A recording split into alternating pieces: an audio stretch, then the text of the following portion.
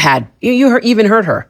Like, this is what the promise that we made to each other, so many years ago. Yeah, that 30 plus years. Doesn't include the dissolution of my soul or personality. That relationship does not work in a marriage for me. It's that simple. Kody is such a drama queen. I mean, seriously, who talks like that? I'm watching the season 18 1-to-1, and this guy is just so over the top. And then he drops this gem. Well, I never loved my other wives. I just acted like it. Really, Kody? If that's true, you are genuinely terrifying. Personally, I'm not buying it. I think he loved the OG3, but he's too fragile and pathetic to admit it, especially when it comes to Christine and Janelle, who he felt rejected by. So now, in his desperation to save face, he's spinning this nonsense.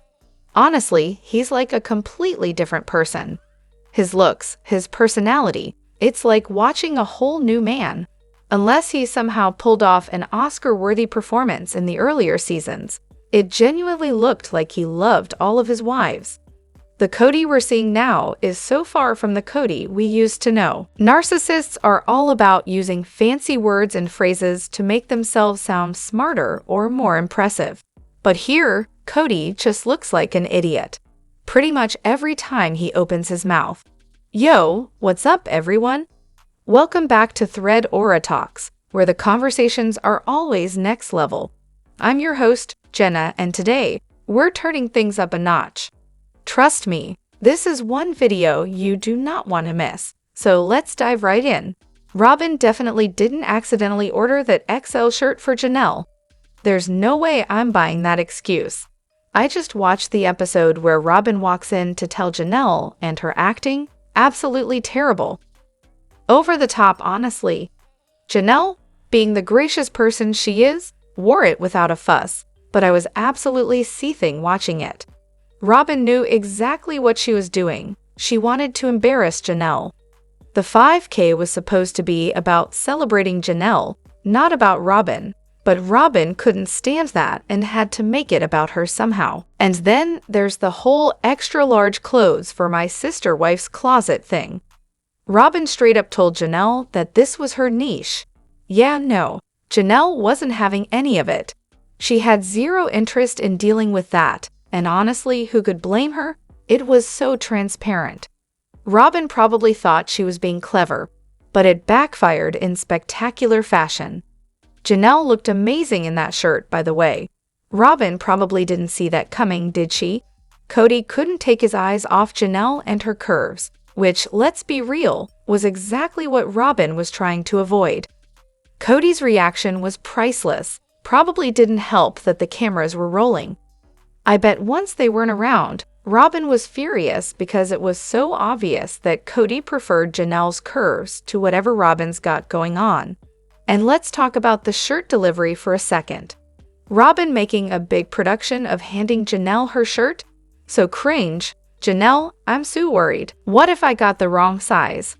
Girl, if you were that worried, why not just ask her what size she needed? It's such a look at me move.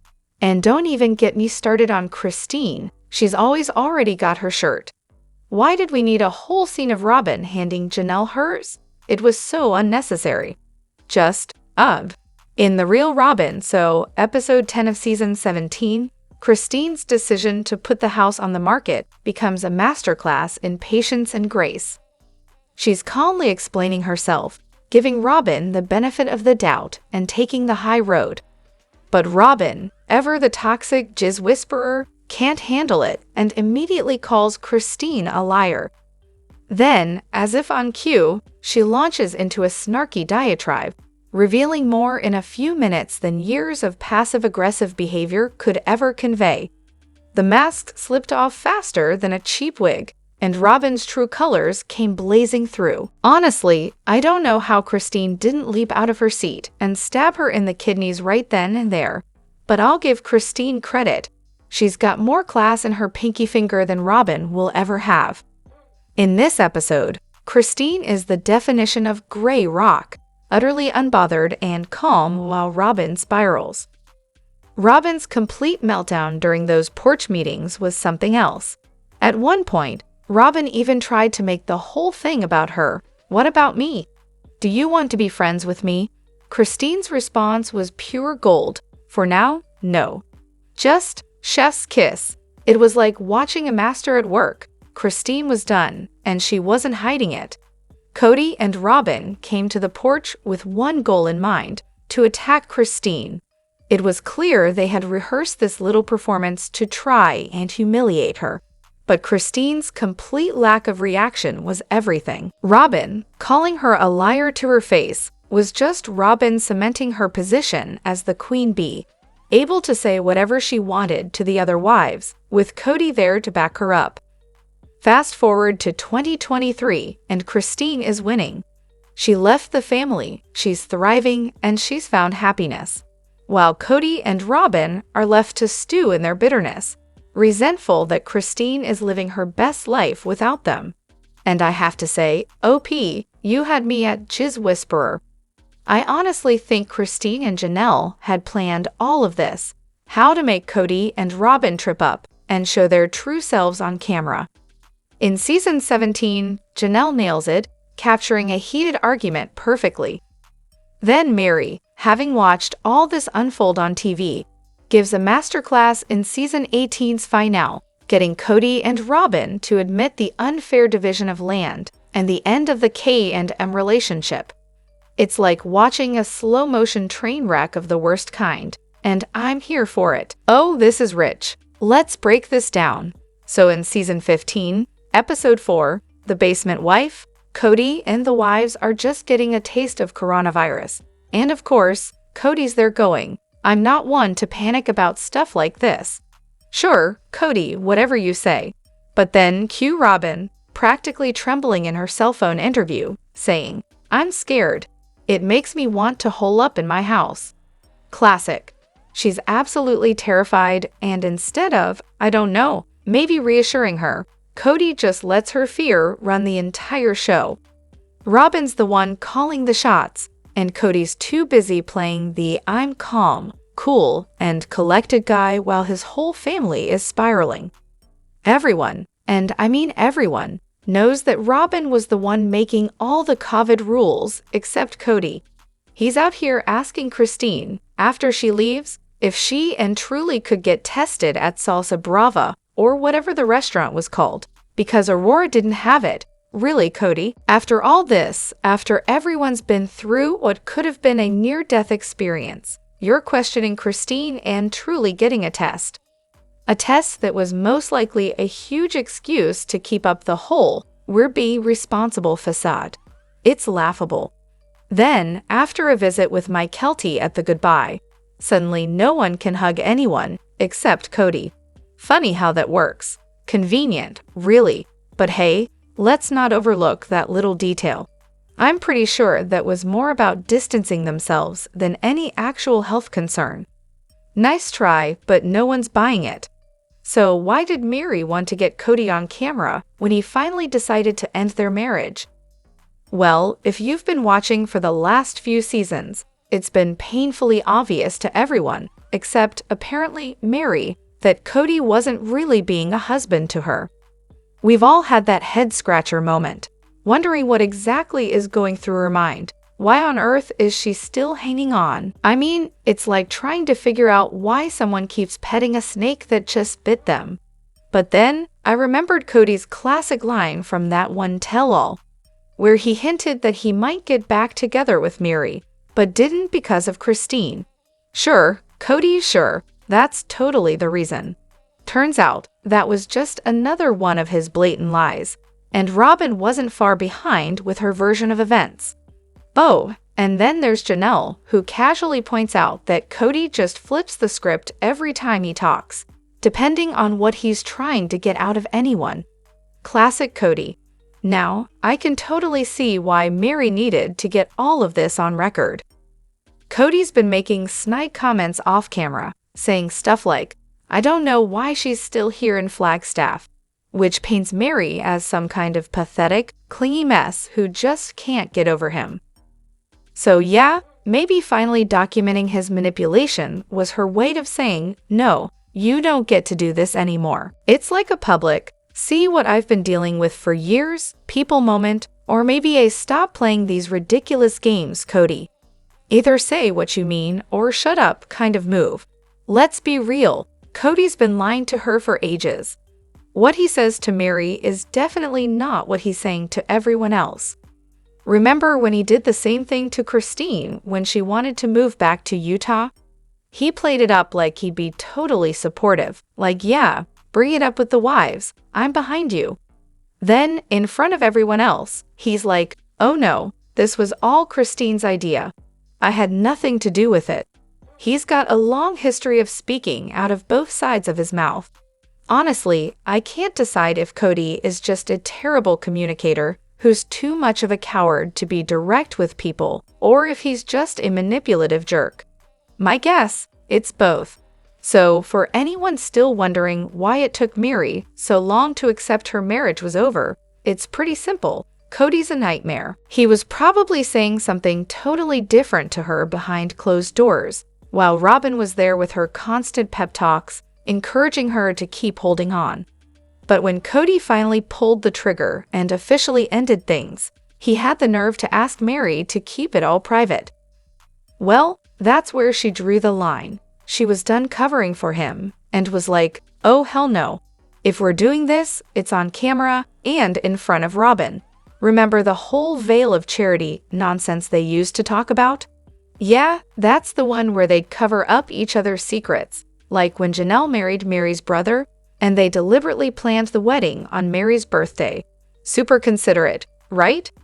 So Meri's probably been scheming this moment for a while, maybe even consulting a therapist or lawyer, because this conversation was a masterstroke. She cornered Kody, forcing him to admit things he had been lying about for years, like the secret covenant, his plot to screw her out of her share of the property, and, of course, the fact that Robyn and Kody were both full of it. It was beautiful, and Janelle's observation about Kody trying out different angles. Hilarious, because he totally does that with the audience too. Every time he talks, it's like he's testing out a new excuse or a fresh spin on a lie. Classic Kody, and honestly, it's kind of funny when you realize how predictable he is. Sex every time it's their night? Seriously? Do you really think Kody had the stamina to have sex every time he went to a wife's house during his rotations when times were good? First of all, that would be exhausting. Second, imagine the jealousy if he wasn't up for it on one of his nights with you. You'd be left wondering, did the other wives wear him out, or is he just not into you? It would be so easy to go weeks, maybe even months, without intimacy with one wife, and that would absolutely wreck the emotional connection in that relationship. I'd be constantly insecure, maybe even secretly comparing notes with the other wives to see if my suspicions were valid. Now that they're all done with it, I would love to get some honest answers about how that part of their relationships worked back in the day. Let's face it, polygamy isn't really sustainable if you're looking for romantic love and consistent, meaningful sex. As much as I hated thinking about their sex life, I couldn't help but wonder the same thing myself. It was probably one of my first thoughts. Could I even deal with this in my own marriage? There's sex, and then there's intimacy, both of which are crucial in most relationships. I would really struggle to accept a huge part of my partner's life as completely off limits to me because it belongs to someone else. It's one thing if you're married to someone who can't talk about their job because of national security or confidential work. But a whole parallel intimate relationship, that's a whole other story. How could you not take that personally if your partner isn't being sexually intimate with you and never tells you why? How many times can he claim to be tired without giving you any explanation? And let's not even get started on the insecurity you'd feel if he keeps rejecting your advances or worse, just doesn't make any. Unless there's an open agreement and space to talk about these issues, it would never work for me. I couldn't just bury my head in the sand and pretend it's fine. And you're totally right. Kody would have had to be having sex constantly with all the wives just to keep the rotation going. So if he's sick, or just doesn't feel like it on your night, too bad for you. And you can bet that's only going to make the wedge between him and whichever wife he bails on grow wider. No wonder they all felt neglected to some degree.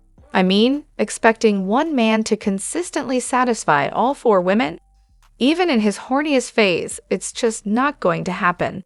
No wonder he started pulling back from Meri first. I think he was probably relieved, honestly. He's always talked about how chaotic his schedule is. This whole polygamy thing, no matter how amazing they try to make it look on TV, is just not logically sustainable.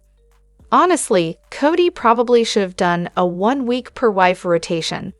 If he was only spending a couple of days with each wife at a time, that would be a dizzying pace. But if he'd given each wife a full week of quality time, with longer breaks in between, maybe things could have been better. Well, if he weren't completely out of his mind, that is. Did Kody just hit a wall? As I rewatch the series with fresh eyes, I'm trying to keep an open mind and empathize with everyone. Well, almost everyone. Robyn's still a tough one to handle. When Kody suggested the idea of one big house for everyone, I couldn't help but think he might have been completely drained by his life. I mean, can you imagine the chaos of bouncing from house to house, losing your stuff every time, never having a moment to yourself, and stressing over finances for such a massive family? It sounds exhausting. I've always thought the wives had it the hardest, being basically single moms while juggling the emotional roller coaster, but I've never really considered what it must be like for him. In the season where Aspen gets married, Kody goes off about how he's going to pay for his kids' futures, college, weddings, and what his life will look like once the kids are grown. He starts obsessing over moving and maybe, hopefully, building up a savings. But let's be real, it's hard to know what's going on in his head. Maybe, just maybe, he thought one big house would solve all his problems. One house instead of 4, less moving around, all the wives pretending to get along, which, let's be honest, sounds like a stretch. And oh, here's the kicker, saving money. He probably didn't realize that this would completely upend everyone else's lives. But hey, it might have seemed like the perfect fix for him. When his wives didn't exactly rush to embrace the idea, I wonder if he just gave up on them. Or maybe he was just that worn out. I mean, I'm a single 30-year-old woman, and after working a full day, I'm in my pajamas watching reality TV. So I can't imagine running around to 4 different houses, managing 4 relationships, and shouldering the financial burden of 18 kids. I'd lose my mind, and probably my hair. But am I giving him too much credit here?